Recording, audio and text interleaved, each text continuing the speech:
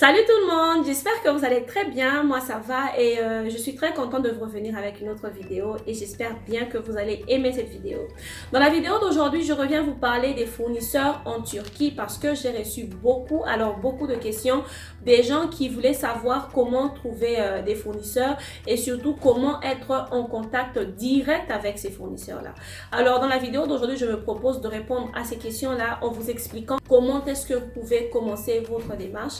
Donc, si c'est quelque chose qui vous intéresse, n'hésitez pas de rester jusqu'à la fin. Et aussi, si c'est votre première fois de tomber sur cette chaîne, mon nom est Malaika, je suis entrepreneur, je fais du e-commerce en Afrique. Et sur cette chaîne, je partage des astuces, des informations et surtout ma propre expérience avec mon business en ligne en Afrique. Donc, si c'est vraiment quelque chose qui vous intéresse et qui vous parle, n'hésitez pas à vous abonner et à partager cette vidéo avec vos proches. Je serai très contente de vous avoir nombreux dans ma famille. Donc, sans plus tarder, nous allons commencer. Donc, comme je le disais dans l'introduction de la vidéo d'aujourd'hui, nous allons parler des fournisseurs, comment entrer en contact avec les fournisseurs turcs, comment discuter avec eux et tout, parce que beaucoup de gens sont très intéressés à parler directement avec les fournisseurs. Et je me propose de vous raconter, de vous expliquer les réalités sur le terrain. Ça, c'est sur base de ma propre expérience. J'espère que quelqu'un va comprendre et vous savez, quelqu'un va aussi apprendre, ok? La première chose que vous devez savoir, je crois que je le dis dans la plupart de mes vidéos, les Turcs ne parlent pas d'autres langues, dans le sens où la langue turque est parlée, je peux dire, à 99%, ok? Donc, lorsque vous allez dans un magasin d'un Turc et vous parlez en anglais, il vous répond dans leur langue. S'il y a des gens qui sont déjà venus en Turquie, qui puissent partager leur propre expérience. Et deuxièmement, il y a certains vendeurs qui parlent anglais, mais ils sont très rares. D'ailleurs, moi-même, lorsque je vais dans un magasin et que je trouve un vendeur qui parle anglais, je suis très contente. Je lui demande s'il vient d'où et la plupart d'entre eux viennent soit de la Syrie, soit de l'Iran, vous savez, ce genre de pays, mais ils ne sont pas originaires de la Turquie. Mais je ne dis pas que les Turcs ne parlent pas anglais. Je dis juste que c'est très rare de trouver des Turcs qui parlent anglais au marché, ok? Et ce qui fait que c'est des étrangers qui travaillent dans ces boutiques-là et c'est eux qui, à leur tour, accueillent aussi des étrangers qui parlent d'autres langues, en fait, l'anglais ou le français. Je suis déjà tombée sur 2 boutiques où il y avait des vendeurs qui parlaient français, mais c'était des Marocains, ok? Donc, il y a beaucoup de magasins maintenant, surtout près du Grand Bazar, où il y a beaucoup de Marocains qui travaillent dans les boutiques. Pourquoi? Parce que il y a maintenant beaucoup de francophones aussi qui viennent pour s'approvisionner ici. Alors, ils engagent des Marocains, parfois des Libyens ou des Algériens pour parler français avec les clients francophones. Okay. Maintenant, ce que vous devez savoir, c'est que si vous voulez par exemple parler directement à un fournisseur, je sais que je vous avais déjà appris à chercher les fournisseurs sur Instagram, ok? Vous pouvez trouver une boutique par exemple sur Instagram qui propose des produits et vous leur écrivez. Quand vous écrivez déjà en français, cette chaîne est francophone. Je ne dis pas que tous les francophones sur cette chaîne ne parlent que français. Je sais qu'il y a des gens qui parlent aussi anglais et plusieurs autres langues, ok? Mais basons-nous sur le fait que la plupart des abonnés ici ne parlent que français. Quand vous cherchez sur Instagram et vous trouvez une boutique qui propose des articles qui vous plaisent, mais comment est-ce que vous allez discuter avec eux? Vous allez écrire bonjour et est-ce que vous vous attendez à ce que les propriétaires de ces boutiques-là vous répondent aussi par un bonjour, ou bien quand vous écrivez hello, good morning, ils ne vont pas vous répondre justement pourquoi? Parce qu'ils ne comprennent pas de quoi vous parlez ou ils ne savent pas comment vous répondre, vous comprenez?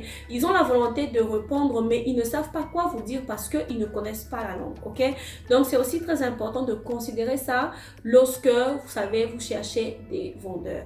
Parce que c'est vrai qu'il y a des vendeurs là-dehors sur Instagram, mais ce n'est pas toujours facile, ok? La deuxième chose aussi est celle de savoir que les belles photos que vous voyez sur Instagram, il y a beaucoup de gens qui ont déjà acheté quelque chose, une marchandise sur base d'une photo. Et lorsqu'ils reçoivent la marchandise, la beauté de la photo n'est pas reflétée sur la marchandise. Ça veut dire que parfois, les marchandises, les photos sont photoshopées, les photos sont modifiées et vous n'avez aucune assurance de recevoir exactement ce que vous avez vu sur la photo. Et ça arrive non pas seulement en Turquie, en Chine et partout ailleurs. C'est vrai qu'il y a des vendeurs qui mettent des produits qui sont, vous savez, qui reflètent la vraie marchandise, mais il y a aussi ceux-là qui mettent juste les produits là dehors, qui sont photoshopés et tout pour que l'image soit très belle. La troisième chose aussi est celle de savoir que, ça c'est sur base de mon expérience, je ne dis pas que j'ai fait une recherche approfondie avec des questionnaires, mais ce que j'ai remarqué c'est que beaucoup de vendeurs turcs ne connaissent pas les transporteurs africains, donc les transporteurs qui envoient vers les pays africains. Pourquoi? Déjà, je pense qu'il y a une barrière linguistique. Et deuxièmement, vous savez, lorsque un vendeur envoie votre paquet en tant que boutique, en tant que vendeur, en tant que commerçant, vous savez, ici en Occident ou partout ailleurs, lorsqu'on envoie un paquet, il y a un numéro de suivi. Vous savez, avec DHL, quand vous dites j'ai envoyé votre paquet avec DHL, avec UPS et tout, il y a un numéro de suivi qui vous permet de suivre votre paquet. Donc, à chaque étape, jusqu'à ce que votre paquet sera soit livré ou soit disponible pour être livré. Chose qui n'est pas possible avec nous, surtout ceux-là qui envoient en Afrique. Pourquoi? Parce que les transporteurs africains, c'est tu déposes et puis tu attends qu'on t'appelle pour que tu reprennes ta marchandise. Ce qui fait qu'il y a encore un problème de confiance, ok? Parce que les réalités sont différentes. Ce qui fait qu'ils ne connaissent pas beaucoup. Non seulement ils ne connaissent, parfois ils connaissent, mais ils ne travaillent pas avec ces transporteurs-là. Pourquoi? Parce qu'il n'y a aucune assurance que le paquet va arriver. Par contre, nous voyons sur le marché des clients, par exemple, russes, ok? Avec les Russes, carrément, les Russes ne voyagent presque plus ici en Turquie. Tout ce qu'ils ont à faire, c'est passer leurs commandes, faire leur paiement et les vendeurs ici en Turquie vont emballer ça pour eux, déposer ça transporteur. Souvent, ils travaillent, je crois, avec, parfois c'est TNT ou bien MMN Cargo, quelque chose du genre. Ils emballent tout et ils envoient et ils reçoivent leurs marchandises. Donc, vous devez aussi comprendre qu'il y a une inégalité au fait par rapport aux transporteurs et au mode de transport. La quatrième chose que vous devez savoir aussi, c'est que tous ces vendeurs que vous voyez sur Internet, vous n'avez aucune assurance qu'ils existent. Nous savons que tout vendeur a pour objectif de vendre, ok? Ça, c'est normal. Quand quelqu'un prend de son temps, de créer sa page Instagram, de mettre des produits là dehors et tout, l'objectif est de vendre. Mais nous savons aussi que nous vivons dans un monde fou où il y a certaines personnes qui n'ont même pas de marchandises, qui n'ont rien, mais qui créent des profils avec de très belles photos et vous pouvez tomber dans le piège. Ok, donc c'est aussi quelque chose que vous devez considérer parce que vous n'avez aucune assurance que ces personnes-là existent. Ok, donc ça, ce sont les 4 choses que vous devez considérer lorsque vous cherchez l'information vous-même à distance. Déjà que l'argent est dur, ne prenez pas le risque de parler avec des personnes que vous n'avez jamais rencontrées. C'est encore mieux peut-être pour quelqu'un qui a déjà voyagé en Turquie, qui a le contact de son vendeur. Ça, c'est vraiment une autre histoire. C'est totalement différent. Mais pour quelqu'un qui n'a jamais voyagé, parler avec des comptes, vous savez, sur Instagram ou sur Facebook, passer vos commandes, c'est bien, c'est aussi mauvais, ok? Rien ne prouve que parce que vous me parlez à moi, vous êtes assuré que vous allez recevoir votre marchandise, ok? Donc, tout ça aussi, il faut faire attention avec. C'est très important de tenir cela en compte. Donc, au vu de tout ce que j'ai énuméré, je sais qu'il y a plusieurs raisons, ok? Mais j'aimerais juste être brève et vous montrer les inconvénients de cette démarche-là. Mais si vous pensez que les vendeurs que vous voyez sur Instagram, sur Facebook, qui sont réels, ils sont bons, foncez, ok? Suivez votre instinct, que personne ne vous arrête.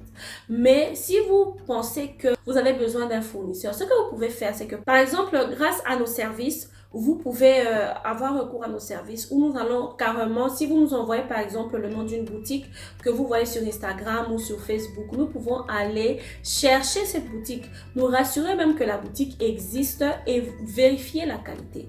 Si on confirme que la qualité elle est bonne et qu'ils existent et tout, vous pouvez continuer votre transaction, acheter et faire tout ce que vous avez. Mais au moins, quelqu'un vous a confirmé que cette boutique-là existe, ce vendeur-là existe et il est réel. Une autre chose aussi que vous devez savoir, c'est que la plupart, en tout cas, ça c'est selon mon expérience, c'est que la plupart de vendeurs sur Instagram ne sont pas des grossistes. Les grossistes, c'est des usines qui n'ont même pas de compte, vous savez, Instagram ou quoi que ce soit. La plupart de ces vendeurs-là, c'est des revendeurs aussi, ok? C'est des revendeurs. Et parfois aussi, ceux-là qui ont des comptes Instagram n'ont pas de boutique physique. La plupart d'entre eux, c'est des boutiques en ligne. Vous devez discuter sur WhatsApp, donner l'adresse. Ensuite, ils vont venir livrer le paquet et vous payer à la livraison. C'est souvent comme ça que ça se passe. Lorsque tu vois quelque chose de beau sur Instagram et tout, tu peux passer la commande sur Instagram, mais tu vas payer à la livraison, c'est possible. Et il y a aussi d'autres boutiques qui se trouvent dans d'autres villes qui peuvent livrer le paquet à Istanbul. Mais ça, je crois que vous devez payer parce qu'ils ne sont pas sur place.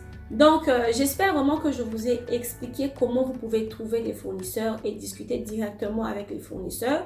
Et je vous invite à faire très attention parce que nous vivons vraiment dans un monde fou. Et si vous avez des questions, si vous avez besoin de services que nous proposons pour aller nous rassurer que les pages que vous avez vues existent, vous savez, vous voulez acheter avec eux, des choses comme ça, vous pouvez toujours nous contacter sur WhatsApp après la quarantaine. En ce moment, il n'y a aucune activité. J'insiste parce que beaucoup de gens continuent à me poser la même question. Nous ne sortons pas, les banques sont fermées et il n'y a pas d'activité. J'espère que vous avez appris quelque chose de nouveau dans cette vidéo. Je vous dis merci beaucoup pour votre temps et on se voit dans la prochaine vidéo.